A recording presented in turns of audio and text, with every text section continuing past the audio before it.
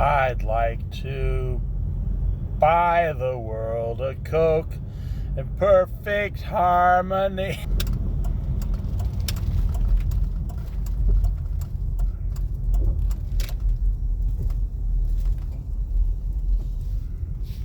I wonder what time it is.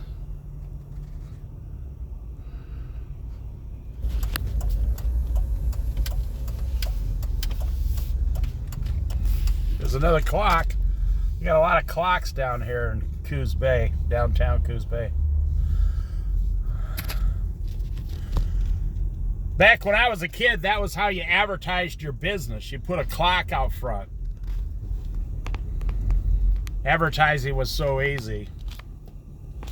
You just put a clock and advertise in the local newspaper, and then your business never failed. I mean, as long as you gave a good price and customer service. I love the front of this building.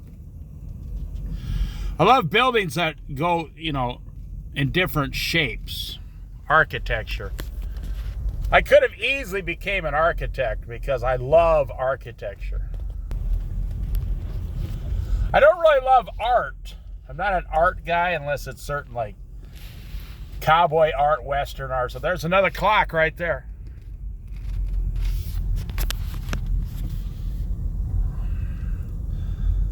Wonder how many clocks are in downtown Coos Bay. I should ask that to Google.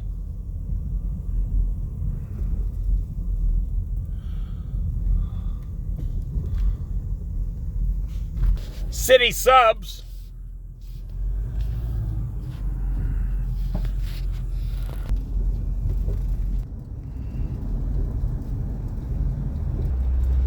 I could easily live in Coos Bay, Oregon. There's so many cool things to look at here.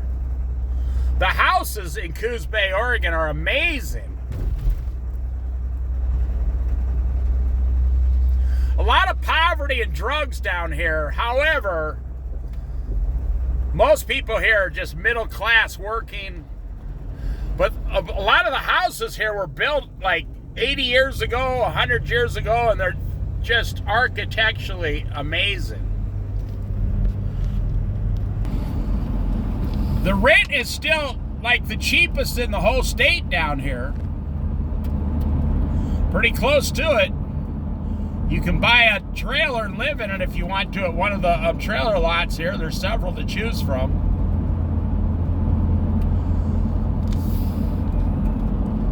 They do have a large casino down here, but I don't think that helps the economy. I think it takes away from the economy.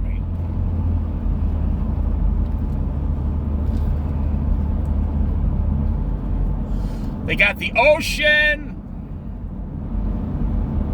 There's a lot of history in North Bend and Coos Bay. We've got one of the best bridges in the state. One of the largest rivers in the entire West Coast, the Coos River. They got, trains down here, ships, a lot of shipping down here. And there are a lot of jobs down here, and Coos County, however, the minimum wage is the lowest in the state of Oregon because it's a depressed economy. So they consider this a rural economy, so the minimum wage is $1 cheaper than most of the rest of Oregon. So, and then you go to Portland and it's $1 higher. So, but who can live in Portland? Wow.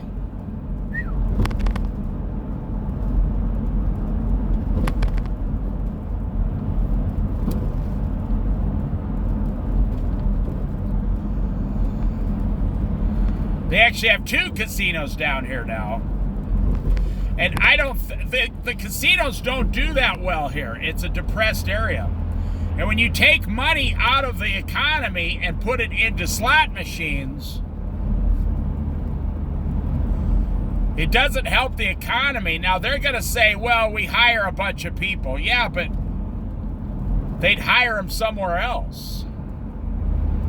Because if they didn't give the casino all your money, you would have money to go do other things, and that would improve the economy in other areas. There used to be a Kmart here, and that went out of business back in the day. Coos Bay had one of the last Kmarts in the country right over there. And now what is it? What is it? It's a Cascade Farm and Outdoor Store. It's like a farm store. You know, you can go in there and buy buckets and tools and shovels.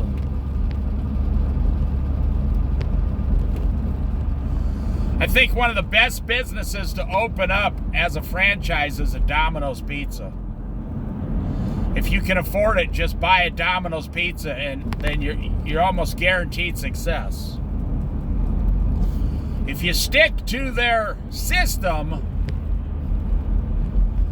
you're just about guaranteed to be successful selling pizza and breadsticks and chicken wings. They got a lot of car lots down here. I think mostly just because the only other car lots around are way out on the, I-5 corridor. So the car lots do pretty well around here. They got a lot of RV lots around here for sale and stuff, trailers mostly. I mean, Coos Bay is the largest city on the Oregon coast, and it is like the entire hub of the southern Oregon coast. Now, some people, when you go way down to Gold Beach and all that,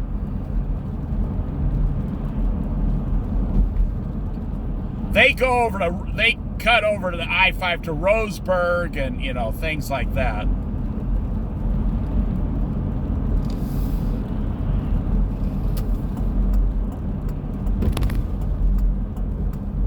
They got a lot of boat sales down here.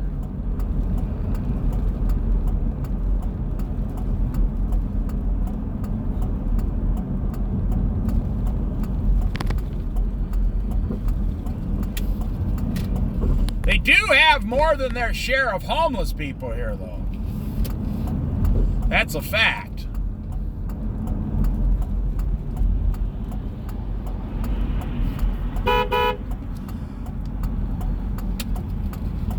I think that girl thought she was my proctologist.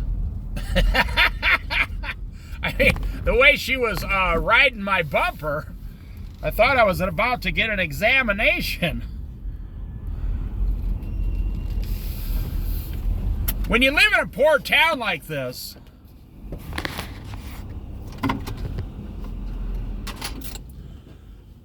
you have the people that have, their car payments, their house payments, and all that. That's the majority of the people down here. But then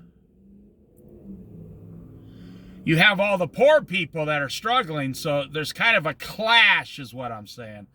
It's kind of a clash between, the two economies. And I don't think the middle class people really appreciate the poor people down in a place like this.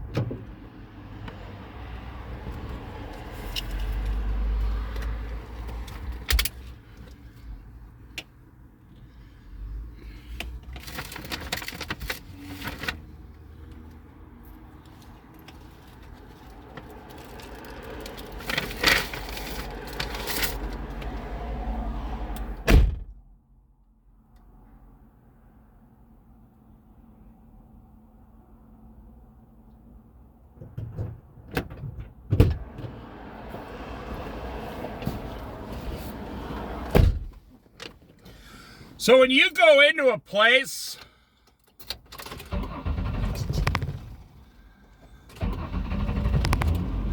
how do you treat people?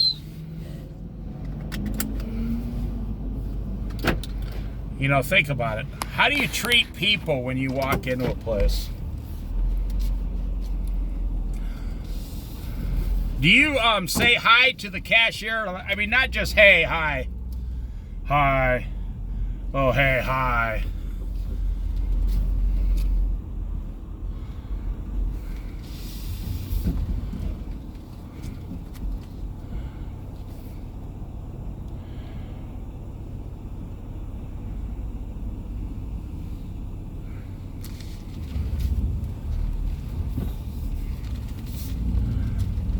Well, I guess I can't get out there. I gotta go around and... Or do you really talk to people? You see, if you become... And I don't mean doing... Those guys are doing the roof in the middle of 30-degree weather. If you become a people person, that's always gonna lead you somewhere really good in your life. Always.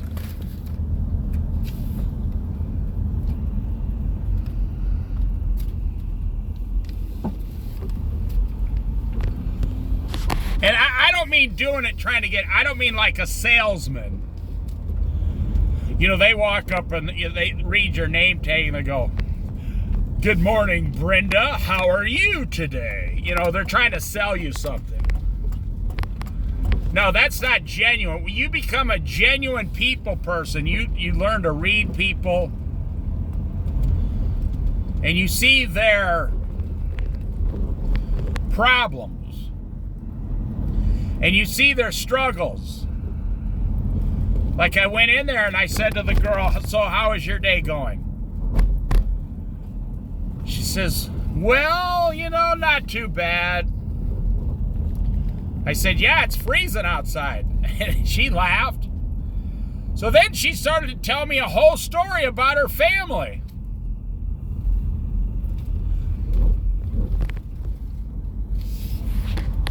Now, let me tell you, if that person ever becomes the manager and I need a job at that place, she will hire me. Now, that's not why I'm doing it. You have to learn to care about people and stop walking through this world, you know, just living for yourself.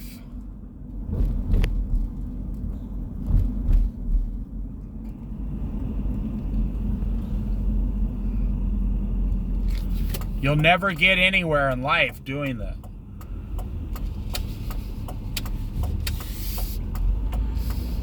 You know, I'm going to tell you, you know, like I always tell you, most people go through this world so fast with 27 things to do every damn day. They never ever see any opportunities in front of their face or around them. Ever. That's why most people think opportunity is something far away. Because you're so concentrated on your problems that are in your, you know, life, your daily life. So you think there's no way I could ever get ahead here. You think maybe one day in the future in a place, you know, far, far away, I can get ahead somehow. And that is a trick of the enemy, the trick of the devil, to get you to think that way.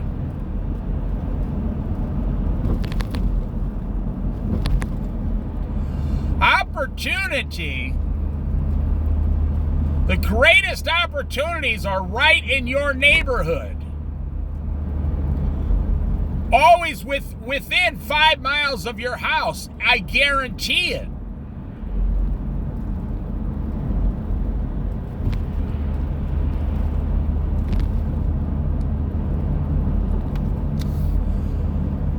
But it's hard to see that if you're always, you know, concentrating on, you know, the 17 payments you got to make every month.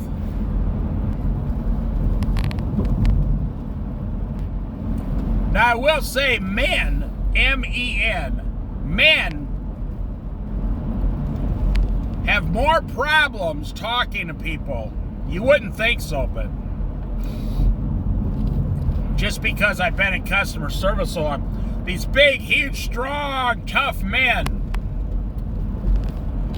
they have trouble saying, I love you. They have trouble saying good morning.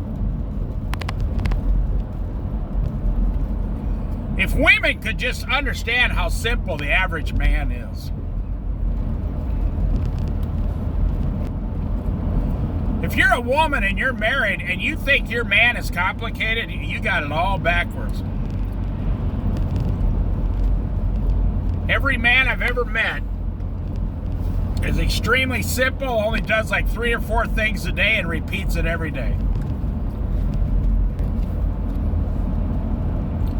Most men do not see the opportunities around them. It's a true story. Their wives are the ones who see the opportunities. I mean, this is the way God designed man. To be a worker, to be protective, eat his food, and take care of his family. That's it, nothing else. Every successful man I've ever met was married to a woman who pushed him a little bit.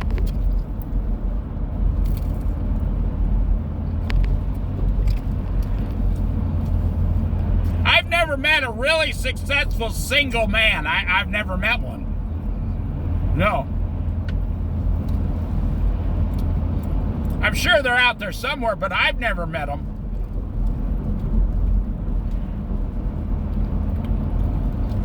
Every man I see that's extremely successful has a woman that he truly loves,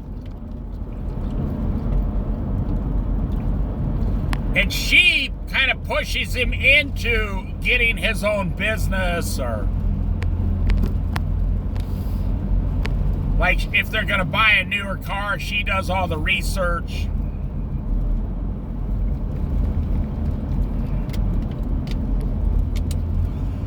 Men are great at working, taking care of their families, and, you know, just common sense stuff.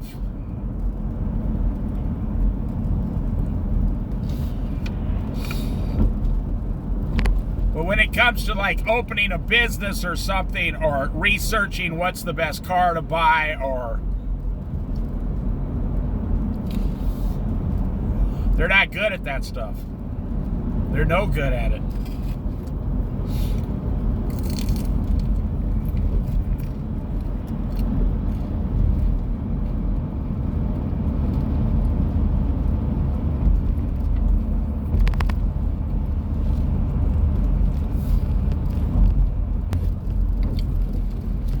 And that's why a lot of women,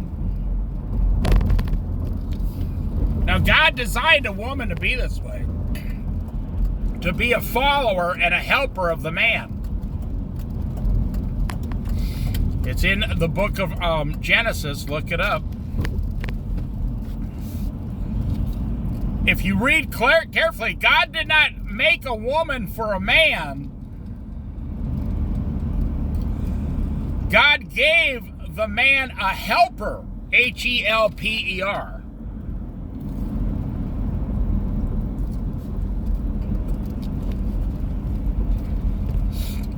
He made the woman to be the helper of the man.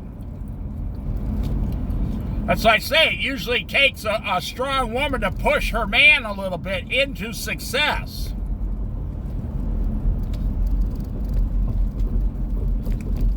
However,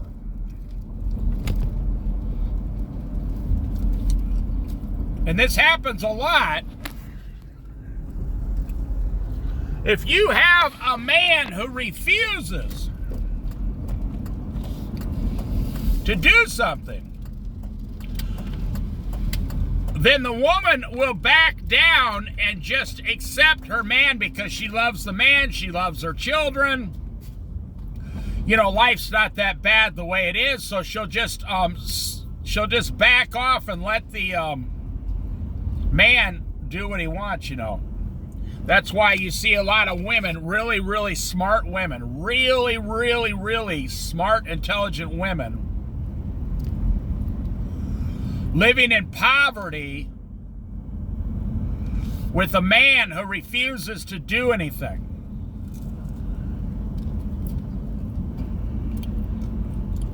True story.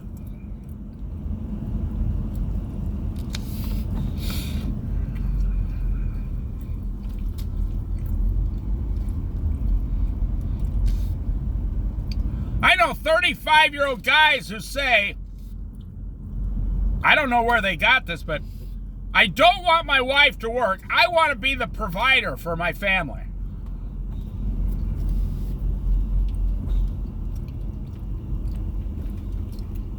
And I'm like, well, you better be ready to work 60 or 70 hours a week.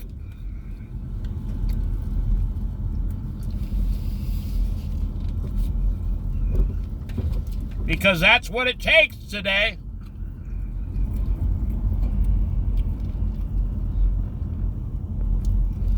Like their dad or something taught them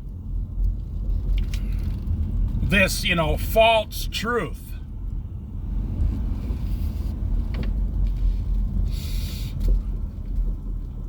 Especially in today's society.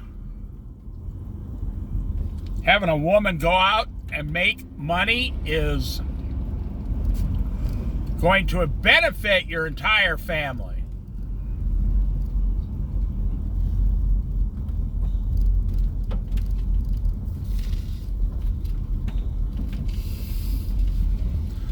I see so many things in this world today that are wrong, backwards. They're just untrue. They're unhelpful.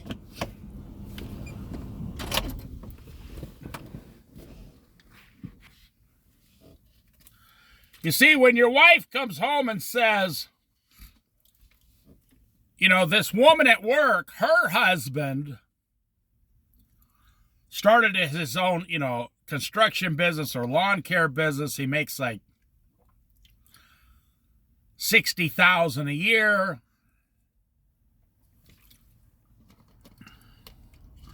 Your wife is trying to help you. She's not trying to harm you.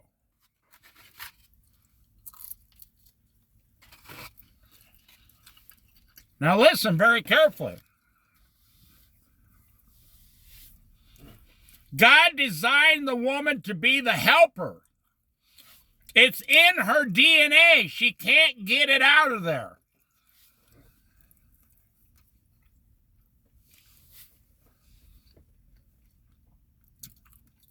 God saw that man had no one to help him tend, T-E-N-D, the garden, it says. Garden of Eden.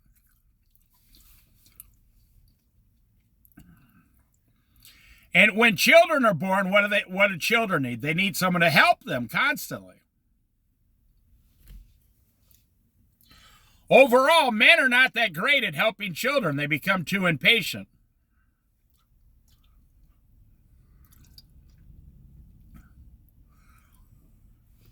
So if you can get that together, get a man together,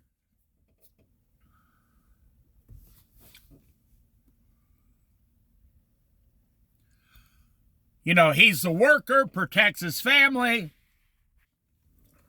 brings the food home. Then you got the wife, who is the protector. She raises the children. And she works and makes money. You go to Proverbs, the last chapter in Proverbs, the woman, the wife of noble character.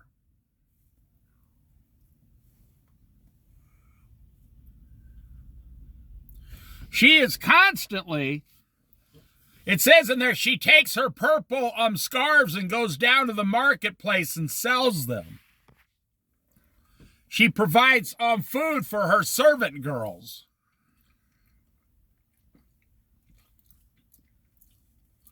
I mean, this is a woman, a wife, who has money. She got that money by working and saving and then reinvesting into her business.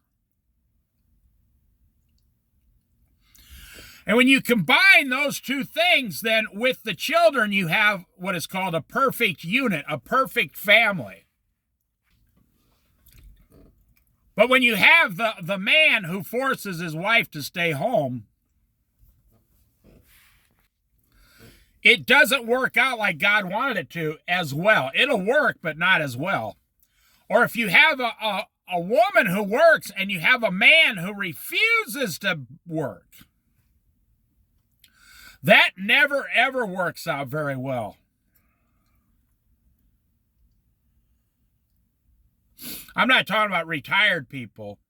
They've already lived their entire life.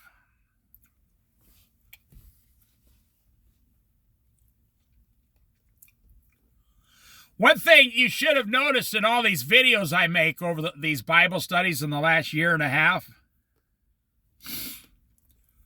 how much I travel. Travel.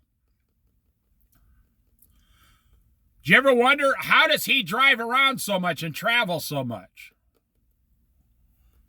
Well, I'm not going to tell you. I'm going to keep it a secret. You could be doing the same thing. Just the average person is comfortable.